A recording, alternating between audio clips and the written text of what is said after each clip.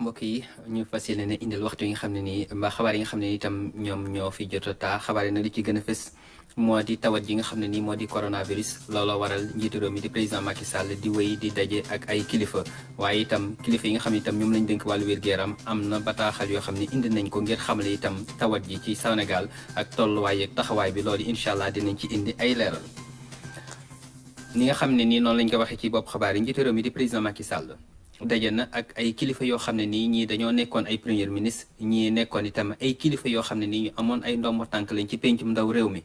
ndaje moomee nag la ko solo ni ñu ko waxee moo di tawat yi nga xam ne moom la ñu wax coronavirus te lii nga xam ne nii itam moo di Sénégal ñoom ñëpp ñu bokk doon wenn say ngir di ci diisoo di ci waxtaan ngir itam di ci sottante xalaat loolu kii di Omar Gningue nag indi na ci ay leeral incha allah loolu doon loo xam ne nii dinañu ci gën a am ak saytu ni ñu ko gisee itam premier ministre Souleymane Ndéné Ndiaye jàll na sànq premier ministre itam Cheikh Hadjibou Soumaré itam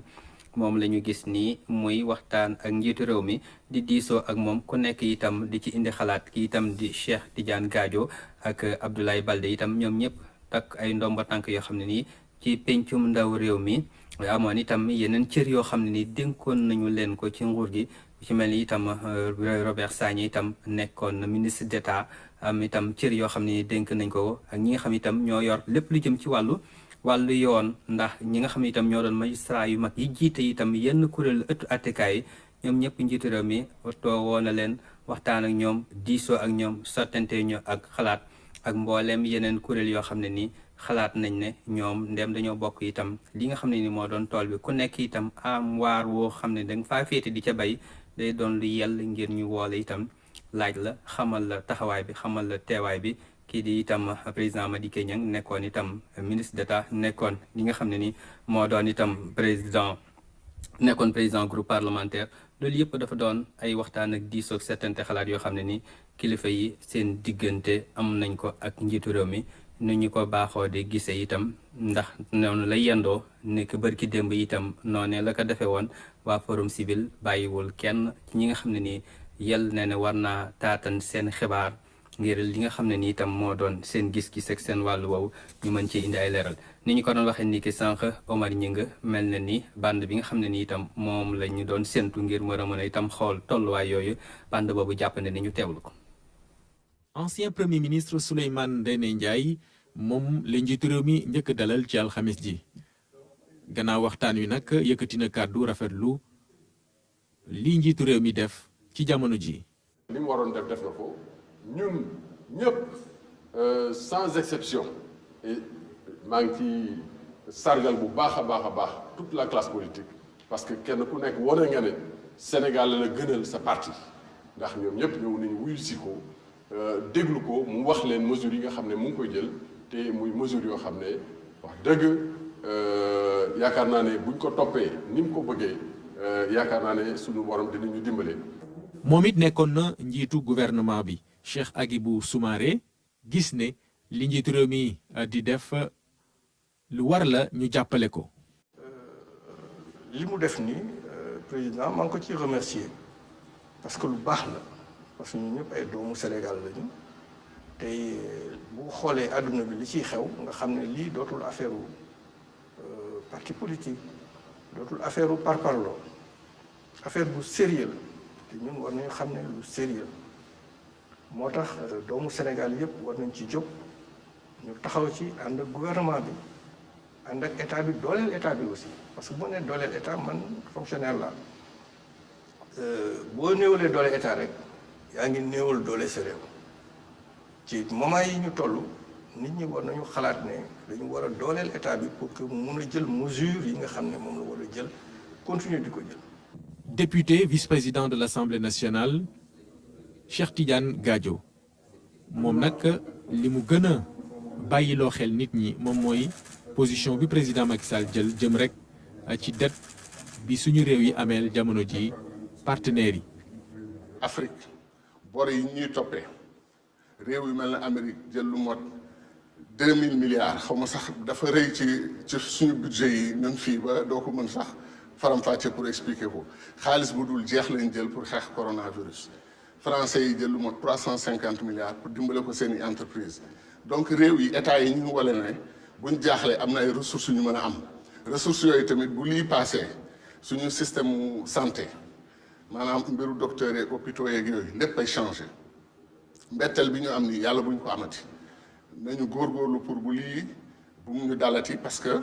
kenn prévoir ko woon ci monde bi ñëw na nag nit ñaa ngi koy xeex président ci li ma gis gëstu na ko réfléchir na ci jël na ci ay matuwaay yu bare beneen élément nag bu important mooy bu ñu kenn ñëw di ñu fayee ko ay bor nee na boru Afrique nañ ñu ko baal nañ ñu ko jéggal waxuñu dette privée bi nañ ko maslaa nañ xool nañ ko négocier mais dette publique bi mën nañ ko dàq annulé ko wala ñu dàq ko parce que mënuñu ko fay. député maire bu Ziguinchor Abdoulaye Baldé moom it njiit réew mi dalal na ko yi kàddu la yëkkati bi mu génnee ci waxtaan wi. rafetlu bu baax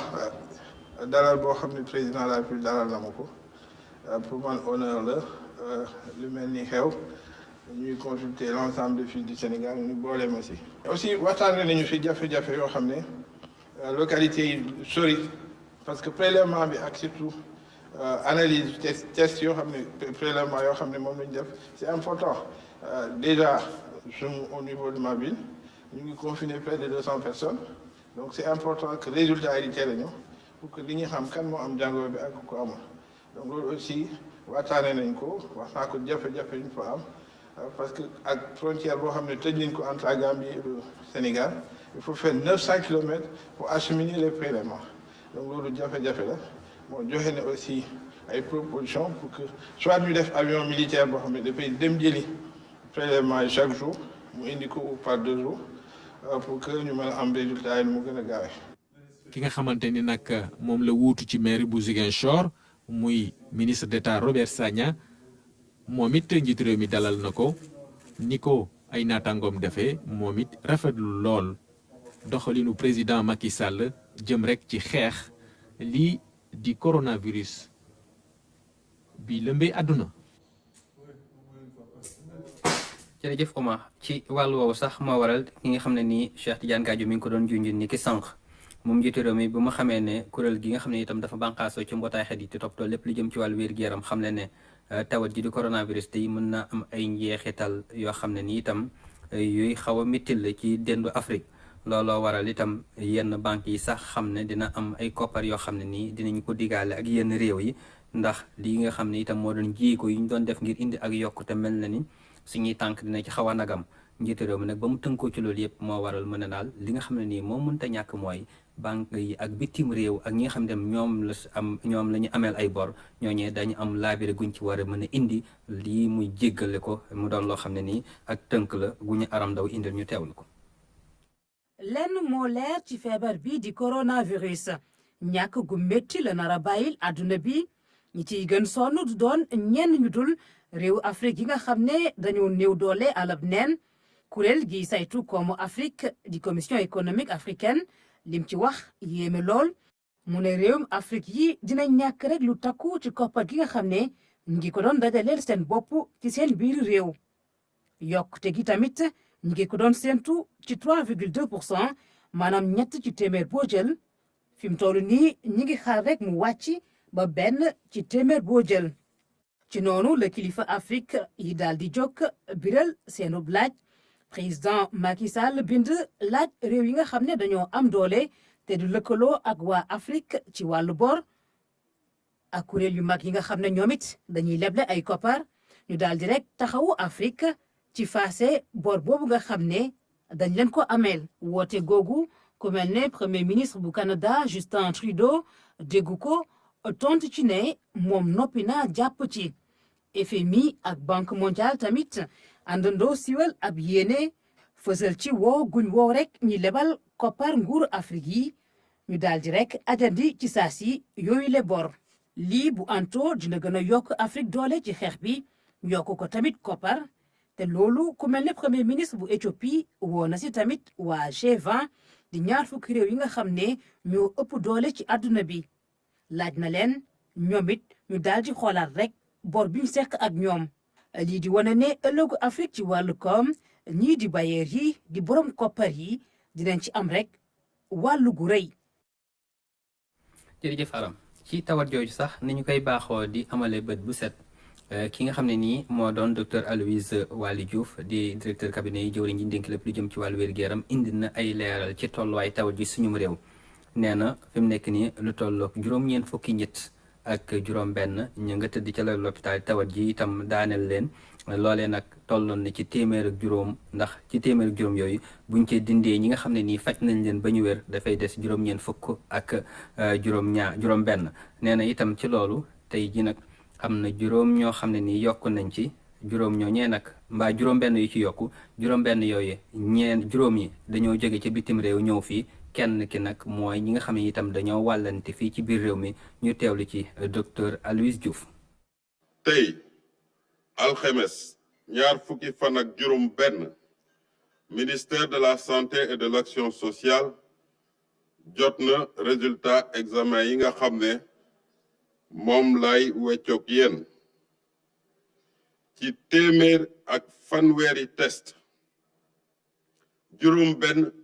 positif nañ ci juróom benn yi juróom yi cas importé lañ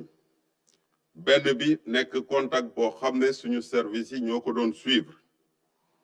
malade yi nga xam ne ñu ngi leen hospitalisé Dakar Touba ak Ziguinchor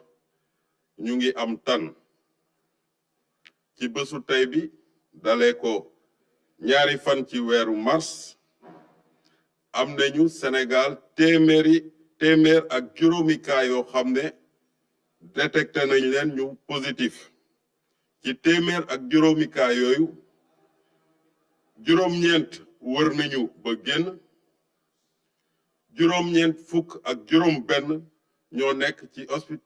hôpitaux yi ñu leen di traité ministère de la santé et de l'action sociale mu ngi dolli di ñaax askan wi pour ñu wéyee tegtal yi nga xam ne ñoom lañ leen di jox bés bu nekk maa ngi leen di sant di leen gërëm wasalaam. jërëjëf docteur ci wàllu woowu ba tey ñi nga xam ne ñoo nekk ci diwaanu Tambacounda kilifa ya fa nekk di saytu wàllu wér-gu-yaram ñoom sol nañ seen dàll dem ci diggante Sénégal ak Mali ak itam diggante Sénégal ak Mauritanie ngir xool li nga xam ne moo doon dem bi dikk bi ngir li nga xam ne itam moo doon fegu giñ ci war a fegu loolee ñu matale ko foofu loolu nag ba ñu demee ca Kidira ak Bakel ànd nañ ak suñu natongo bi nga xam ne moo doon Coro Dieng ngir lépp lu fa taa ci wàllu xabaar itam mu daal di ñu koy settantal ñu teewlu ko. ngir xeex li nga xam ni mooy Covid 19 ci département bu Bakel nag fi mu ne nii mën nañu jàpp rek ni guerre la ñu déclaré virus bi point de passage yi nekk ci diggante frontière Sénégal ak Mali ak Sénégal ak Mauritanie nag lépp lu nga xamante ni rek bokk na ci wàllu saytu ak kaaraange jël nañ ko fa. dañuy gën a yokk rek mais tegoon nañ dispositif bu pare parce que zone boobu yëpp am na suffisamment de force de défense de sécurité benn district sanitaire aussi mu nga fa ñoom jëloon nañ seen matuwaay yëpp. après yooyu ñuy defoon ñu leen waxoon ñu def ko yëpp def nañ ko ba installé fa benn plan de riposte ba nga xam ne cas bu amoon dinañ xam ñoom ku si nekk lan la war a def ba si confinement yi ba si isolement yi yëpp ñoom amoon nañ ko seen district bi ba def ko di waajal lu mel nii. poste de contrôle bu Kidira fii nag mën nañ jàpp dispositif bi yokk nañ ko bu baax ñii nga xam ne ñooy agent service d'hygiène ñëw na ko yokk li nga xamante ni rek mooy jumtukaay yi la. dispositif yi ñuy jël yëpp c'est en rapport avec ministère lu ñu digal donc mooy lan mooy jël dispositif yëpp pour que nit ñi mën a xeex fi feebar bi mañ a dugg ci askan bi wala tamit bu duggee ci askan bi ñu mun ko xeex mu gaaw a jóge fii donc loolu si loolu lañ nekk depuis def suñu plan yëpp dispositif yi ñu def pour que nit ñi di raxu seen loxo donc sensibiliser nit ñi parce que rajo yi ci télé yi pour que ñuy raxu seen loxo tout le temps mais aussi bu ñuy sëkkat jël seen pli du coude bi di sëkkat foofu wala di sël foofu mais aussi ñaax nañ nit ñi pour ñu toog seen kër. xeex virus bi bokk na ci tam waajal bu amee nga xam noo koy jëlee en charge looloo waral ñu renforcer lépp lu nga xam ne matuwaay la jëm ci district sanitaire yi nekk ci localité yooyu. boo génnee si wano bi booy balaa ngay lekk boo jógee si service bi. lépp loo xam ne en tout cas def nga ko rek boo paree raxasal sa loxo donc gis nañu loolu ñu ngi koy def fii si frontière bi yemuñu fa ñu ànd ak suñu autorités yi dem fële si frontière bi si Diboli foofu tamit ñoo ngi sant yàlla bu baax gis nañu suñu collègues maliens yi ñoom tamit jël nañu dispositif yu am solo si concernant lavage des mains bi di flasher nit yi loolu donc mun nañu ne fii si Kidira en tout cas ñoo ngi rafetlu te dañu yónni woon mais bu ñu ñibbee am nañ lu ñu war a wax. département Bakel nag ñëpp a boole seen doole ngir xeex li nga xamante ni mooy virus bi bugguñu mu dugg fa bugguñu mu law fa lii nag autorités religieuses acteurs territoriaux population force de défense et de sécurité ñoo fas yéenee mëne xeex bi. jërëjëf Thioro jëwriñ ji ñu dénk lépp lu jëm ci wàllu njënd ak njaay moom tey sol na dàllam dem itam ci yenn boulanger yi xool itam ñi nga xam ne itam ñoo yor yenn boutique ak yenn magasin yi ndax nañuy jaay dëppoo nañu ak anam yi ñu santaane ci wàllu cet waaw mbala déet ñu teewlu ci Anis Ñaañi Maane. jàngoroy coronavirus soxal lool ministère du commerce ba tax mu dem nemmeeku bërëbu jaaykat yi ngir gisal boppam ndax marché bi am na produit yu doy am déet. li ma fa gis dal na sama xel ndax gis naa ni grande surface yi liñ fi fekk ci ay produits vraiment doy na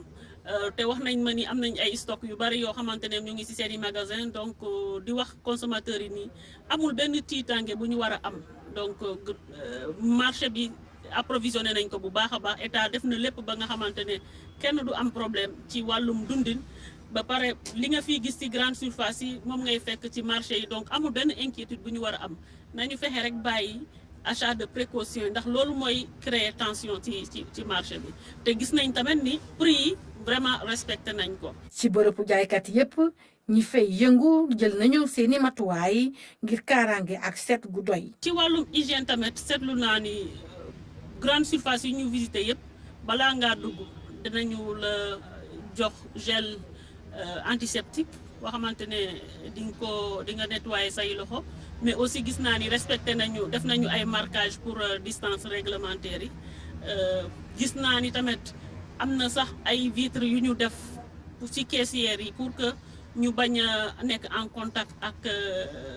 client bi donc mu nekk ay mesures yoo xamante ne ñu ngi koy rafetlu di leen ci encourager. mesures yi ñoo ngi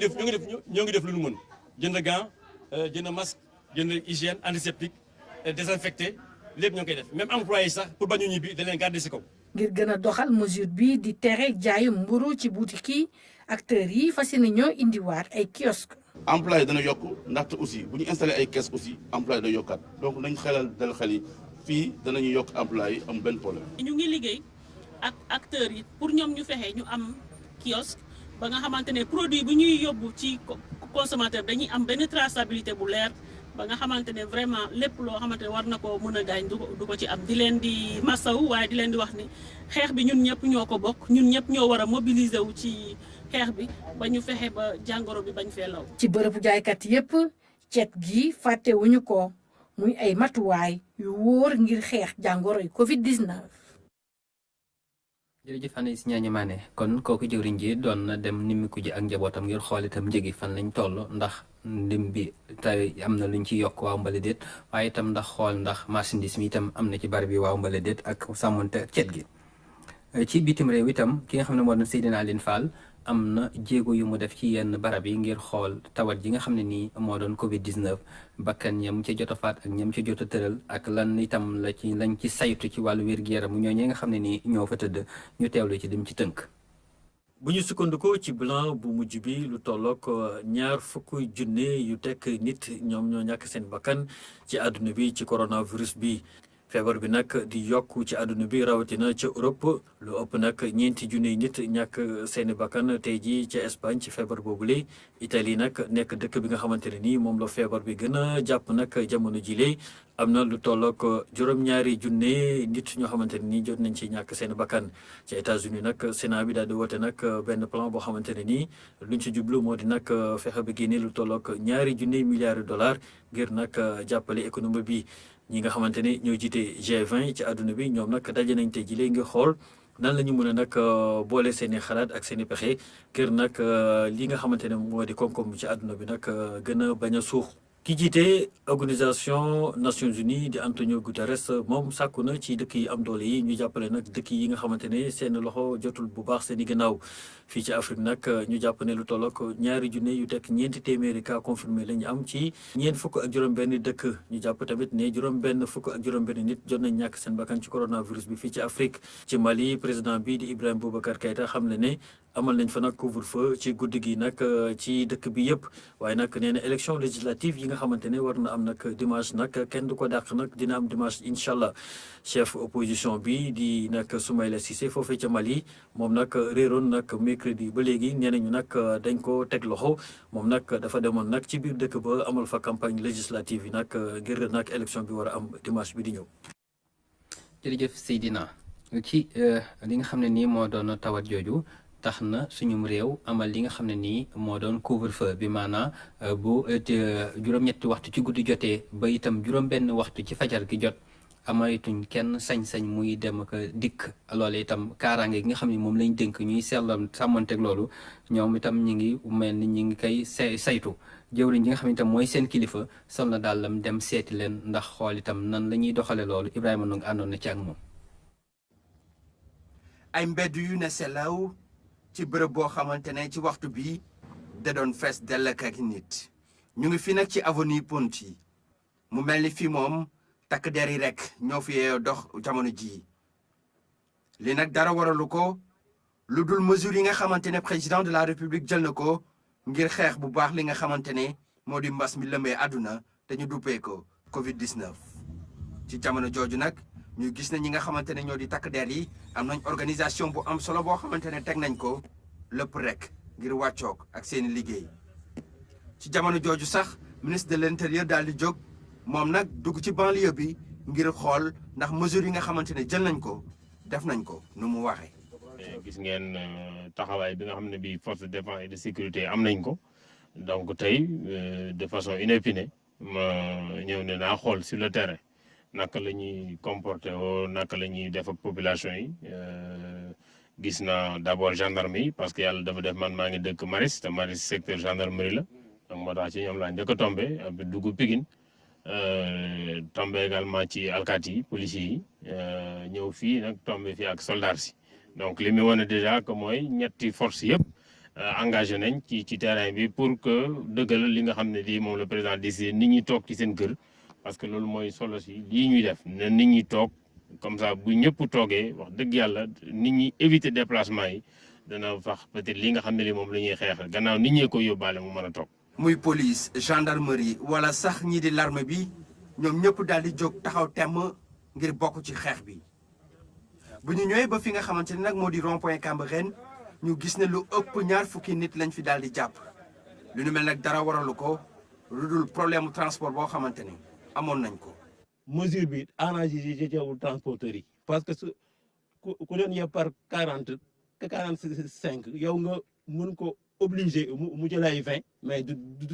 ci génn. ñoo ngi wàcc 4 heures ba léegi mën ñoo gis sawto naka noonu ministre de l'intérieur daal di leen a déglu waxtaan ak ñoom ba noppi daal di jël solution maanaam fexe na ñu ñubbee seen i kër.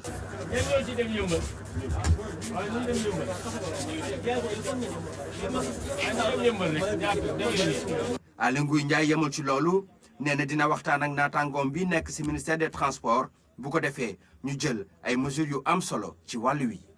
waaw effectivement bi ma ñëwee laaj leen lan moo leen téye foofu wax nañu ma ne